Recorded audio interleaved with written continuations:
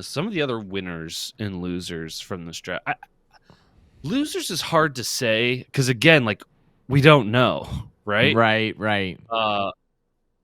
Well, and I think that everyone's because I think that it's like if you're talking about like losing a draft, I think that it's really only like especially Like with the if you NFL get draft. fleeced in a trade, right? Like I think like the Vikings with that trade they made with Detroit, like Vikings fans hate it.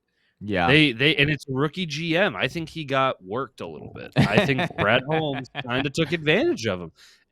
Not only did you lose a lot of value in terms of like what you got out of it, especially because the first round, they basically traded their first round pick for a second round pick, right? Like 32 is you're basically getting pick 32, you're basically getting a second round graded guy. Like you're not going to get a guy who's a first round grade in terms of his, the analysis of that talent. Typically by 32, all the first round talents come back and you're picking a high end second round talent with that pick that you have there.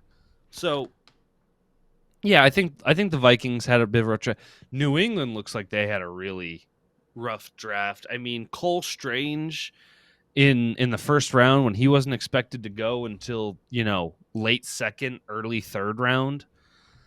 I mean, it's got Bill Belichick. It's got Bill that's my Belichick whole written thing all over it. Yeah, But it just feels weird.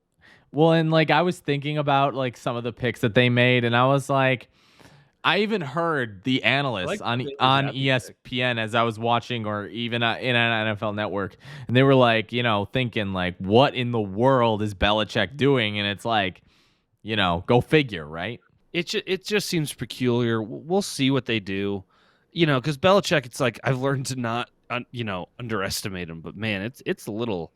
I mean, he is still worthy of criticism too, because like, I mean, that team that he was putting out there is directly why Tom Brady ended up leaving New England.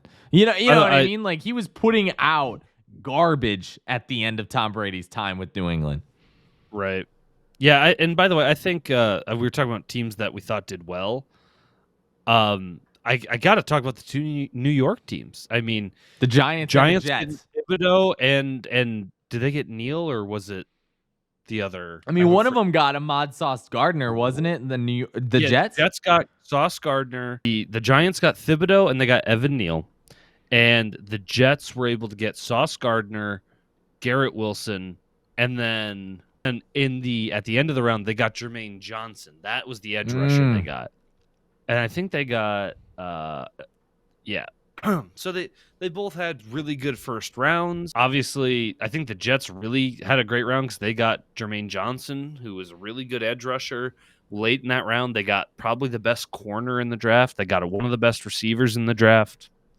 Just good stuff all around. I think a lot of teams had a good draft. Obviously, how it all shakes out kind of depends. Like Eagles got a stud in Jordan Davis. Baltimore was able to stay at 14, get Kyle Hamilton.